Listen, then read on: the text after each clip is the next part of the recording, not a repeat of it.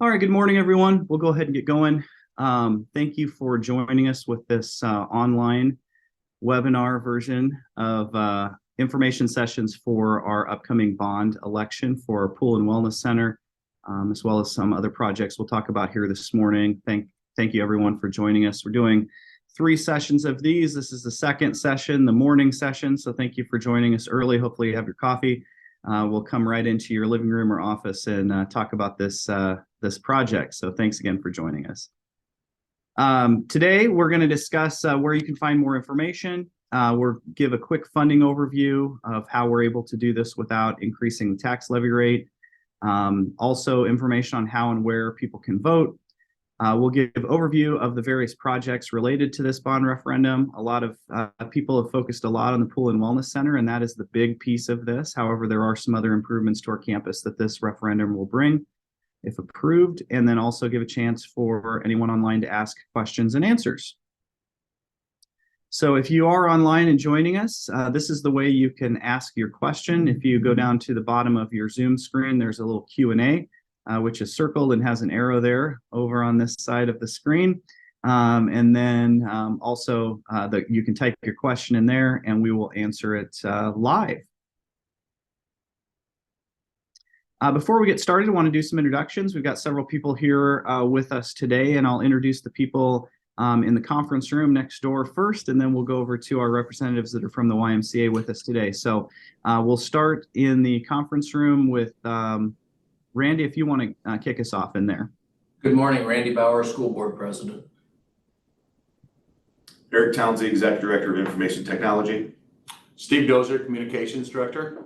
Angie Morrison, Chief Financial Officer. All right, and online we have Bob. If you want to start with introductions. Hi, good morning, everyone. This is Bob Carlson. I'm the President and CEO of the YMCA of Cedar Rapids.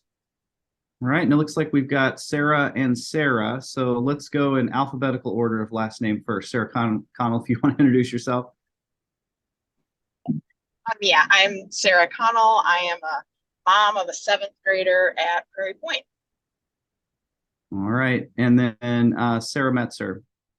Hi, Sarah Menser, Marketing and Development with the YMCA. All right, awesome. So we'll go ahead and go through here. One of the things I wanted to note is that this isn't just something that was dreamed up overnight. This has been a long conversation within our district in terms of bringing a pool facility to the College Community School campus. And we're on the road of completing our 10-year site master plan to accommodate the growth that our district has experienced since 2001. And with the opening of the 9th grade center and Prairie Delta, we'll be able to have capacity for up to 600 students per grade level. Currently, our largest grade is 450 students.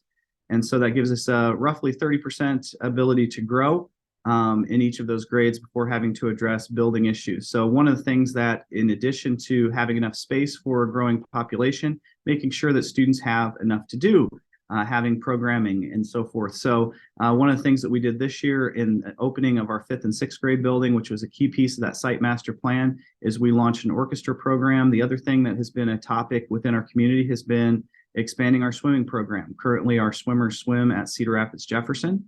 And for a number of years, a couple decades, people have been asking, when is Prairie going to get a pool? So this is a project that has been probably in the works for several years. But our facilities committee convened this past spring, said, okay, so now that our 10-year site master plan is nearing completion, what is the next step of this and amenities for students? And so that is how we arrived at this plan. So I want to thank the facilities committee for their work over a decade, actually. So today we're going to talk about our key referendum projects, which is the Pool and Wellness Center, the Wrestling Center, baseball, softball, batting area, John Wall Stadium improvements, and answer any questions that people might have about that.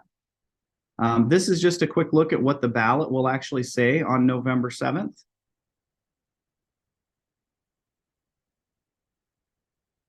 One of the things that we want to be clear on, we have received some questions of how this is related to the Cedar Rapids Community School District bond. We are a separate school district, and so this is a different bond than the Cedar Rapids Community School District bond. We wish them the best of luck with their bond referendum project coming up here on November 7th, but this is completely separate tax base.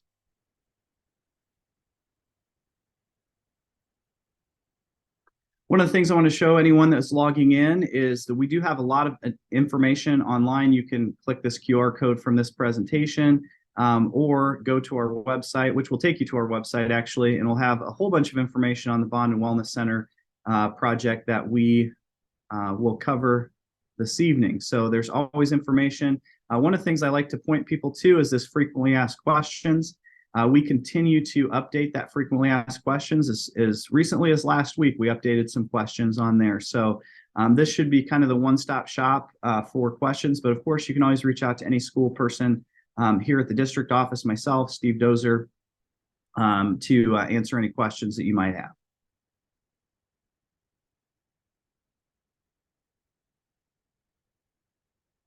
So I want to have our CFO, Angie Morrison, take this slide here and talk about how the project's funded.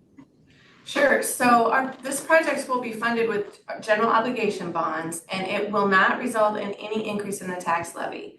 So we've been levying the maximum debt service of 405 for several years, and that will continue in the foreseeable future, regardless of if we pass this bond issue or not. We'll continue with that 405 levy. So we're able to manage the overall levy at 1661 with different measures, and so regardless, the levy will not change. Thank you. That's probably one of the questions we've gotten, and it seems, you know, how can you do this project and not raise the tax levy? So good explanation there. The first thing I want to do is I want to talk about some of the other projects that are associated with this referendum. Again, during the petition process and other processes, really that focus was really conversation has been around the pool, around that pool and wellness center. But there are 3 other key projects that are impacting students that are being asked for in this referendum as well. As you know, we have a continued growth and expansion of our prairie wrestling programs.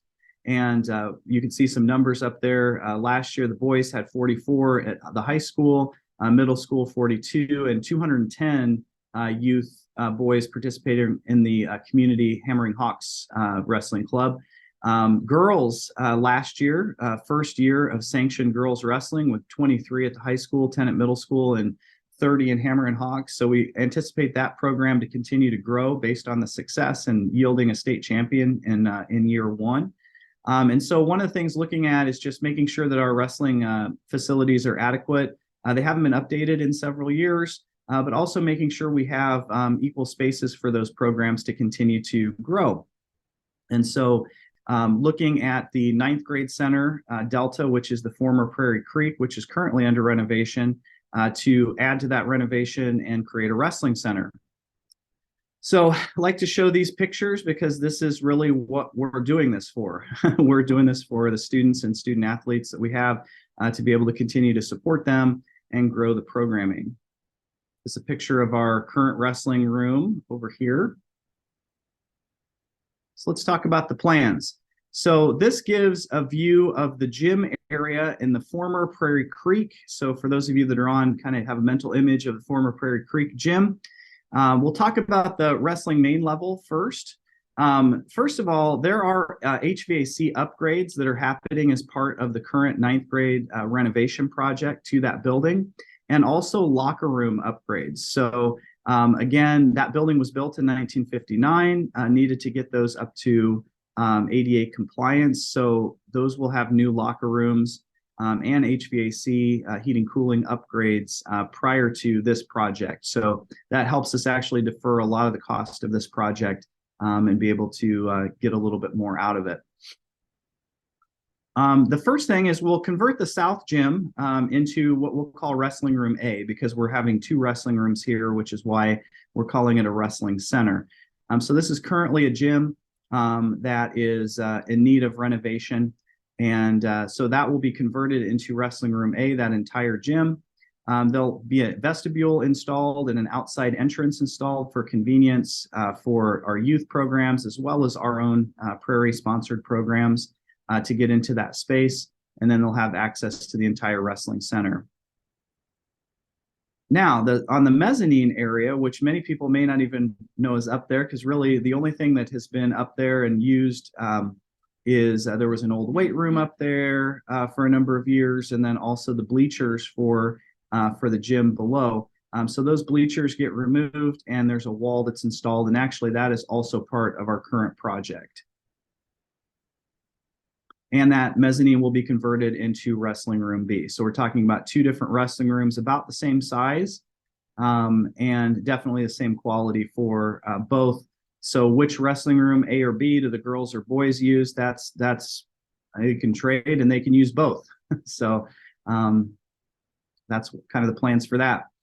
Next up, and in the same area in the former Prairie Creek building, is addressing the continued expansion of softball and baseball. And that area has actually been used, that south gym had been used for batting cages in the past. And that whole area has been used for batting and pitching practice for clubs and for our baseball and softball. So you can see some of the numbers there. Softball with 80 students or 80 student athletes at PHS, and then also 90 in club. Baseball, PHS 100, and clubs about 275. And so obviously a need for some indoor batting hitting practice areas and updates to that. And again, this is why we're doing this. It's for these students.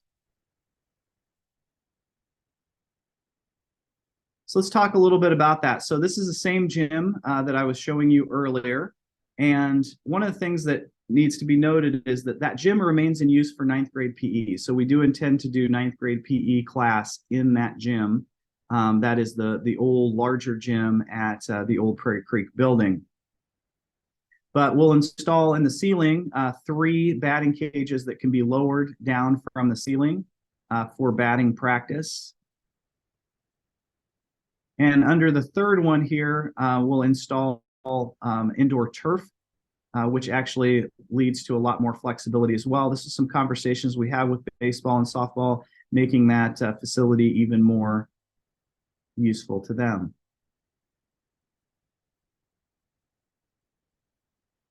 Next up is our John Wall Stadium upgrades.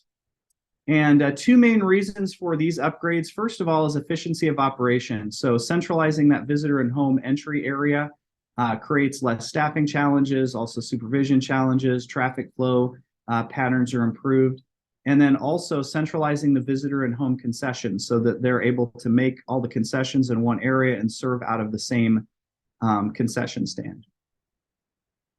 Also to improve the fan and visitor experience, mainly the space between the entry and bleacher access is really tight. So you come into the John Wall Stadium and you're kind of right on top of the bleacher area there. So making sure that that's spread out a little bit more. And then also extending line areas for concessions to reduce congestion below the stands. I don't know if anyone on has ever tried to get a hot dog at halftime during one of the football games. It gets really crowded down there. And so that'll reduce that congestion below stands. Obviously, the John Wall Stadium upgrades impact a lot of programs, Prairie Marching Band, Prairie Football, Prairie Soccer, Track and Field, among others. So this is kind of an overview, conceptual drawing. Again, all of these drawings are conceptual at this point. We wouldn't start to move into final design until after November 7th if the bond is approved. So you can see sort of a central concession area, which is pushed back pretty close to the parking lot here. You've got concessions in here. Any of these dotted lines that are on there indicate fences. So you can see there is a separation between the visitor and home areas. But the home entry will be moved back.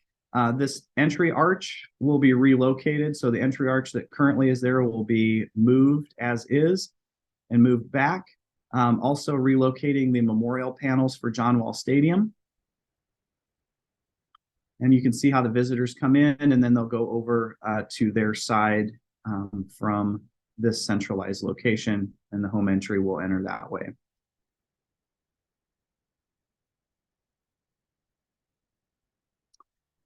So we'll turn to talking about the YMCA and the YMCA partnership to run this pool and wellness center. And before I turn it over to Bob or Sarah for some comment, just wanted to talk about why the why. So why did college community choose to partner with the YMCA of Cedar Rapids? And they have been a partner since initial scoping. So we actually shared costs of a survey that went out to our community to see if this was feasible for the why, but also if it was feasible and if there was interest on the part of the college community taxpayers. So we've been partnering with them since the beginning, which I guess we started to scope this out last spring, I think. But one of the things I just want to note is, the YMCA of Cedar Rapids has over 150 years of experience running pool, rec, wellness opportunities, which is something that schools are not really well equipped to do, to run public recreation opportunities. So the basics of the partnership between the Y is we do have shared governance. So with that shared governance, there's a governing board, which includes the CEO of the Y, their board president, our CEO, which would be the superintendent, and our board president, as well as a fifth member that's a taxpayer within the college community schools and is a Y member. So basically, the district owns the facility. We're building and owning the facility, and the YMCA operates the facility. And obviously, the YMCA operates facilities based on membership. We've had quite a few questions on whether taxpayers get free membership. It's kind of like when taxpayers build a community wellness center and there's still a small fee. There is a discount associated with that, but we do need the membership for the Y so that they can operate this building for us, and that's where we incur the savings that we're talking about. So College Community School will have priority use of the pool and a multi-sport area. I'll talk about those areas here in a second for our school run programs. So that would be any Prairie sanctioned programs. There's a membership or agreement driven access for students, families, residents, and clubs. So if it says Prairie and it's a club, that would be something that group would have to work out with the YMCA for access, or it would be member driven in some fashion. So we say priority access, we're talking about Prairie sponsored sanctioned events with Prairie coaches or Prairie teachers. And also, we're still finalizing. We should have that wrapped up here in a second, and actually today, probably today or tomorrow, draft agreement of the 28E that we're going to post that so you can see exactly what the school's responsible for and exactly what the YMCA is responsible for. So looking at the Pool Wellness Center, immediate impacts include the establishment of high school competitive swim and dive programs for Prairie. We currently share these programs with Cedar Rapids Jefferson. Swim experience for all 3rd and 4th grade students. So that will be integrated during the day. Early childhood center access. What this means is we do run our own daycare. The Y is not going to run a daycare. They will run Child Watch, which I think is pretty convenient for YMCA members, where they'll watch children while members can work out. But we will have some access there to add another layer of activity for our early childhood programming, our daycare programming. Work experience. So we're looking at running a cafe in the facility run by our students to give them those practical skills and practice skills, and also work with the culinary program here at the high school. And the big thing we're excited about is just this idea of a multi-generational space. Our taxpayers, whether they have students in our schools or whether they don't have the students in our schools, have been very open and generous with making sure that our students have the buildings and the facilities that we need to make sure that they're successful. And so obviously having an opportunity to support a project that will bring in all ages within our community is something that we are excited to be part of and excited to welcome. Planned and projected. So based on how things go, looking at middle school swimming programs as other school districts do. Also YMCA organized youth swimming programs. That's been a big question that we've received. When do those swim lessons start? YMCA organized youth programs for activities not currently offered. The survey really indicated a desire and a need in our area, especially for activities for students under 3rd grade, but especially under K through 6 grades. And again, the YMCA has been operating those types of programs for years and years, and very well equipped to make sure that that is successful. And then also opportunities for student employment. I know, Bob, you've got to staff this facility, and so hopefully we can send some students across the street for employment opportunities there, lifeguards and such. One of the things I wanted to kind of really cover is there is a discount to residents of college community schools of 30% from the YMCA. Again, membership is important to make sure that this is operational, because with the membership, because we own the building and the YMCA operates the building, that actually saves us about $300,000 to $400,000 a year in pool operation, as well as any other associated operation with having a pool. And in order to do that, the Y needs members to make sure that they can cover those operational costs. YMCA membership allows access to all YMCAs in the area, and special YMCA memberships are offered. We've gotten some really interesting calls about, like, well, is this pass offered? Is this pass offered? Yes, if it's a YMCA pass, it will be offered at this new facility. And one of the things I love about the YMCA is they offer a very accessible membership fee structure. And so they won't turn people away really for memberships, try to figure out a way to get them a membership in some fashion. So with that, I want to turn it over to Bob while I get back to the slideshow here, and see if Bob, if you want to say anything, or if Sarah wants to say anything about why you're excited about this project. Okay, thanks, Doug. You know, this gives us an opportunity as the YMCA to partner with another great organization, College Community School District. We look at this as an opportunity to reach out even further into the community and help folks. We have our Marion branch, which is our newest branch, and then the Helen G. Nassif branch downtown. And this one kind of locates down towards the south, so it captures that service area down there. Many of you know that the Marion YMCA was a partnership between the city of Marion and the YMCA, which the Marion city gave us dollars to help build the YMCA. That is our asset. This is a little different in that the school district will own this, but we know we can operate it because that's what we do. We're operators of health and wellness facilities, YMCAs, and pools, because we are, you know, we've got pools in basically all of our locations, and we're the nation's largest swimming instructor. We've got that tag on us as well. So we know what to do. We know how to do it. It's smart for Doug and the community to talk to the Y about doing this, because I guess I'll say it again, that's what we do. And we can do it usually more cost effective than anybody else can. Okay, so that's why this partnership works. Got to think about the things I wanted to say while you were talking about this. Yes, there is a 30% discount for membership for residents, and we feel that's significant to help people and to help grow the membership base, because that's the operational dollars that help us sustain this facility. We have to have that. You know, the tax dollars that go into creating it are one thing, but we don't want to go back and ask the tax-paying folks to help us pay for this thing. We want to operate it and make it cost effective for everybody in the organization. So that's why we operate and do what we're doing. So memberships are crucial. Programs, I mean, the sky's the limit. We'll come down and work with whatever we need to do in that area for, you know, youth sports, aquatics, and all of the things that need to happen in partnership with the district. Partnerships are the only way to make this thing work in these days.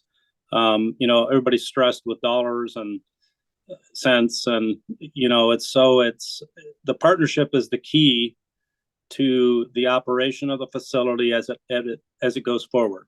So we're very lucky that Doug and his crew understand that, and that because we do too. You can't do it alone anymore, and so that's why it's very important for us to do this together. Doug touched on the accessibility of memberships to the Y. Nobody should not be able to afford a membership to the Y. We have a lucrative scholarship program, financial assistance program on a sliding fee scale. It's actually based on school lunch program guidelines across the county, that if anybody needs a membership and they can't afford the total cost, we work with them on a sliding fee scale to make sure they can. So that's a huge bonus when it comes to families that may be in need. Some of those families really need the recreational experience together, and that's the key. And I say family because we pride ourselves as a family membership organization, not just come join as mom or dad or bring your kids over. You know, we like to see the whole family come in and play together and stay together and all of that. So it's, you know, it's very important that we keep that in mind. Also, when we talk about the multi-generational areas, you know, Iowa's an aging population. We see huge success in helping seniors gain their, you know, wellness goals. And so it just works out great. We're a place that you come in, we put our arms around you, and we take care of whoever you are. Whoever you call family is who we call family. So I think I've covered it, Doug. We're really excited. I mean, we're very, very excited about this opportunity to move forward and do this. It's a great opportunity for us to reach out further into the, you know, kind of our southern district, if you will. And we've been talking about it a long time, and I think it's time to move forward and do it. Yeah, thanks, Bob. And then the other thing just to note is that a partnership between a school and a YMCA, I'd love to say it was a super innovative practice that we came up with, but this is a partnership that exists all over the state. You know, Ankeny, Waukee, Davenport, North Scott, Council Bluffs, just to name a few. And those that aren't partnered with the Y are partnered with the city in a lot of cases. And again, I think that the benefit of that is when you have someone that knows how to operate a facility like that, then we can focus on educating children because that's what we're trained to do. So we're able to provide this opportunity for students, but also be able to do it responsibly, be able to actually save a lot of operational costs on our end, and still have access to that facility and have our community have expanded access. We've built a lot of weight rooms over the last couple of years, and a lot of people, one question we always get is, can I access that weight room? Well, you know, obviously we need people there to supervise that, to make sure that it's safe, to, you know, obviously to make sure that people are doing things correctly, making sure they're not hurting themselves, putting themselves at risk, and those types of things. And that's just something that is not in our budget to do beyond the school day. So we're really appreciative of the partnership with the Y. It's that quote that gets used probably too much all the time. It's to stay in your own lane, right? Yeah. I mean, do the things you do best and do it well. And so, you know, the school has that, and so does the Y. And so that's how it goes. And I forgot to ask Sarah if I missed anything, if she needed to add to this. So I apologize for that, Sarah. You covered it well. All right. Well, let's look at what we're kind of scoping out here. So you can see the location, and we've gotten some questions on why that location. Really, it's the walkability of that location. It's the walkable location for the high school, walkable location for all of our elementary schools. Again, the intent being to do 3rd and 4th grade swim experiences for those students, to be able to have them walk there. And some questions have come up about this improved intersection. And actually that improved intersection, it'll either be a signalized intersection or a roundabout. That's a partnership with the city, a discussion about what that exactly looks like. I think that the school district has a preference there in terms of crosswalks and those types of things. We'd rather see a signalized intersection, but we will work with the city and see what is most appropriate for that location. That will also help, as you notice to the south there, get people on and off of campus a lot easier. If you've ever been in that line from View and Hill, you know, heading up there trying to get on 76th Street. So this intersection will actually improve traffic flow quite a bit on 76th Avenue. Obviously, there's congestion on 76th Avenue twice a day for about 15 to 20 minutes. We don't think that the Y traffic is going to lend to that congestion. And I think the people visiting the Y will probably avoid those times. But you can see that that is really the footprint of the Marion YMCA. That's really what we started with. And if you want to get a concept of what this building will probably look like, visit the Marion YMCA. That was built by Opion Architects. Opion Architects is our architecture firm as well. We've been partnering with them initially on the scoping of this to make sure that the price with the square footage fits within our bond amount. You can see some parking up there as well, sitting next to Heights Elementary. And again, just want to emphasize that walkable on-campus location, which is why that location was chosen, and then also signalized or roundabout. So we're not purchasing any land to put this in. The district will own the building, build the building. The YMCA will operate it with membership money moving forward. So just a couple of things. When you get into an early project, you want to see, you know, what are the costs associated with this project before you go to bond. You want to make sure that what you're thinking of is within the limits of available funding. And so you can see here a couple of big things. Obviously, we have to have a competition pool. So the pool is really kind of the centerpiece, or what we're kind of building around. Having a competition pool with diving well, but then also a recreation pool, probably almost the same as what you'll see at the Marion YMCA, where there's a splash pad on one side, there's a deeper end for aqua aerobics and those types of things. You can see that there are 2 gyms. There are actually 3 gyms at the Marion Y. We're scoping out that 3rd gym area to be a multi-sport area, which is kind of like a turfed area for other types of sports to take place indoors during the winter. But with the basketball courts, one of the things is we visited the North Scott YMCA, that partnership between the city of Eldridge, North Scott schools, and the YMCA, is the idea of being able to have a place to come in and shoot baskets or do things, you know, individually with your children. And that's something that is very important, I think, to Bob and to the YMCA as well, because again, we have a lot of gyms on campus, but we need to keep them secured. And also they're in very heavy rotation during the winter months as well. Also, one of the big things, the key feature there, and kind of how we all started talking about moving towards the YMCA, is that walking track up there. So around that level 1, if you look at level 2, it's in orange. There will be a walking track that's around the top of that gym area there. You can see some space for bleachers, but really this gives us the idea of this is how much square footage there is. This is how much that square footage will likely cost. And this gives us our programming numbers.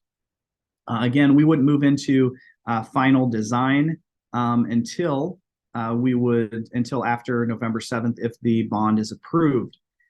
So we're lucky to have worked with OPN. We're lucky to have worked with Bob and his crew, who have just built a facility about the same size. So we've got some good numbers there that we can go in, some good design concepts. So just show you some photos of some concepts. The competitive pool design concept looked very much like this. OPN designed a pool in Ames, and this is actually the Ames pool that they designed. So luckily we shared the same school colors, and we're looking for some of the same needs, but this is a design concept of the competition pool on that side. And then also on the right, the recreational pool concept, that's just really a photo of the Marion YMCA. So you can kind of see what that recreation pool would look like. So you got the splash pad in the foreground here. In the background, you've got some deeper areas for other activities. Here are some images of the YMCA in Marion. Again, that idea, we're working with the same architect. You'll see some similarities, should this be approved, between this project and the Marion project. You see that walking track front and center there, kind of wrapping around the gym. Very popular with the Ys we visited. Those walking tracks always have several people on them. Especially Iowa winters do get cold, so people are excited about an indoor place to walk. And then also just a design concept of the multi-sport area, some different things that other people have done. See sort of those turfed areas in there.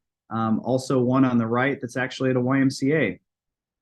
But looking at what kind of the finished product might look like for those areas. You also see some batting cages there that would be similar to what we put in the 9th grade center. So how do I vote? Obviously, absentee ballot requests must be received by today by the auditor.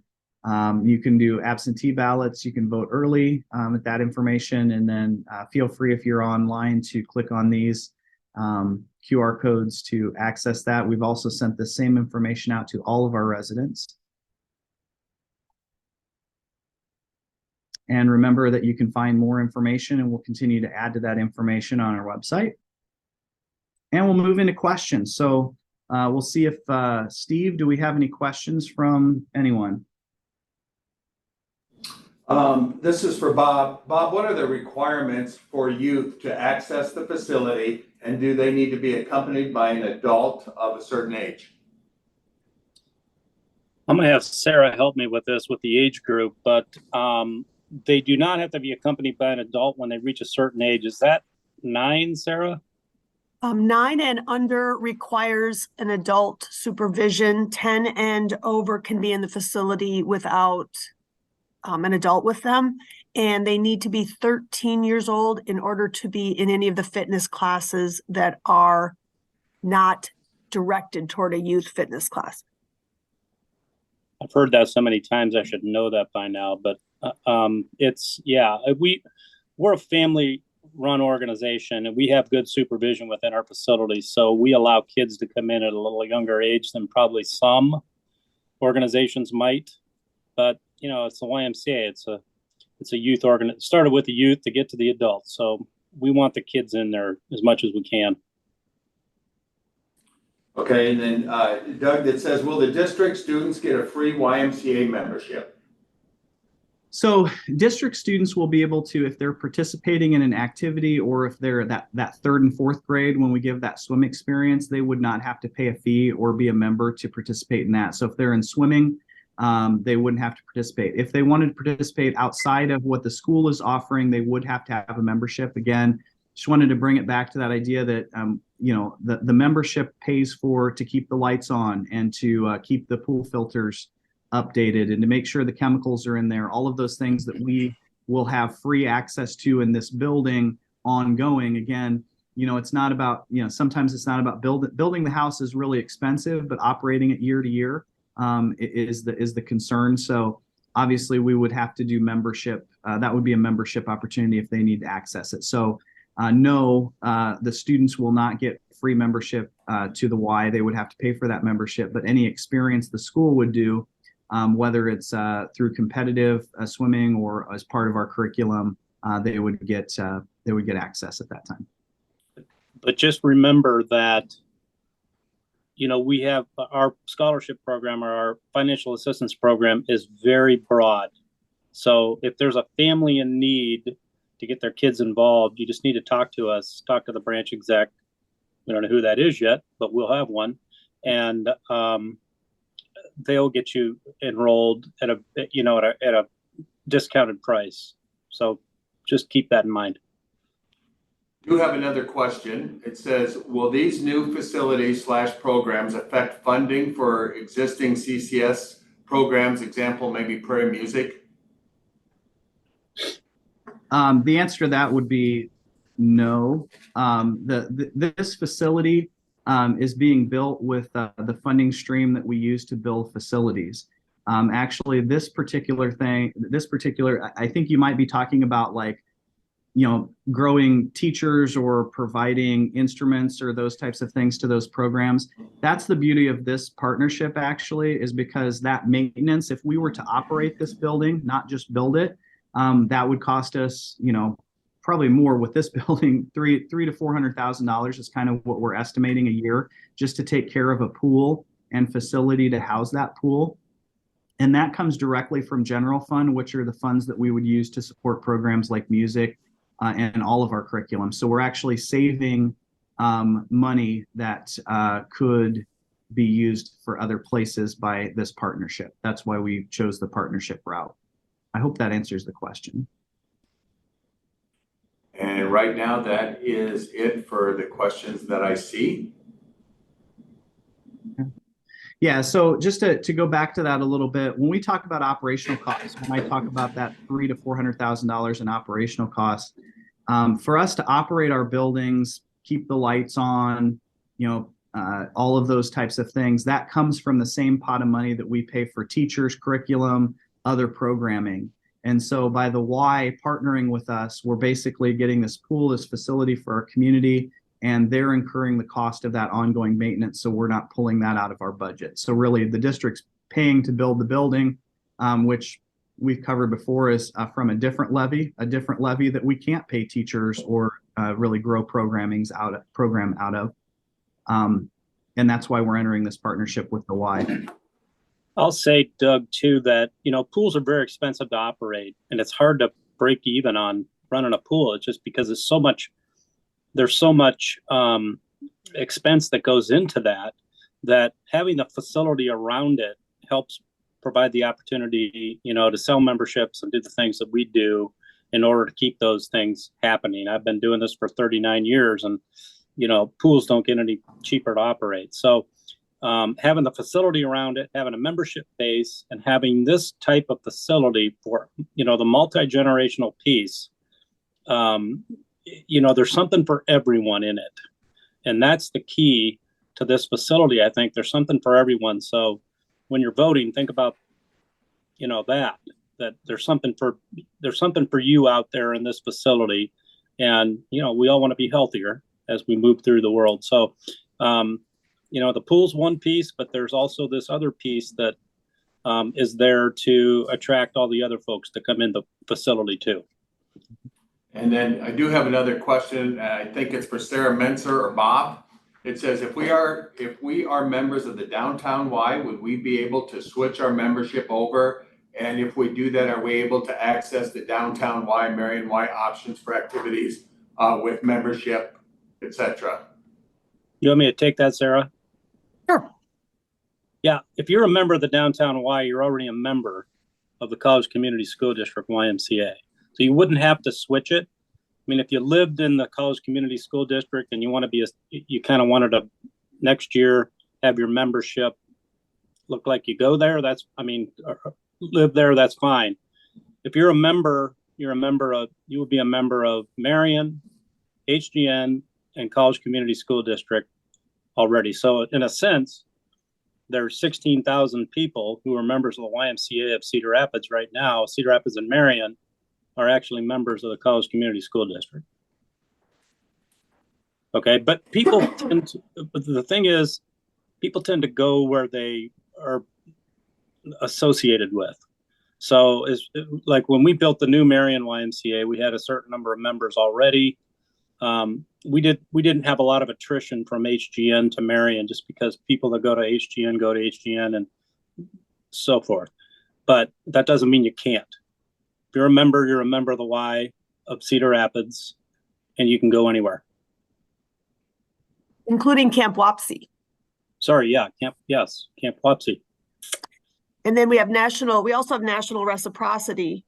So if you're traveling, if you're somewhere else and you want to use the YMCA in those locations, because you are a member of the association that's part of this area, you can access other YMCAs throughout the country to use as well. And then that's all I see right now for any other questions. All right. Well, thank you for joining us. If you're joining us from home, hopefully us coming into your living room or your office was convenient way to get your questions answered about this project. I just want to remind everyone to vote on November 7th. Again, vote how you feel based on your feelings on this project. Hopefully we've overviewed why we're asking the community for this project. Hopefully everyone has a good morning. Thanks a lot.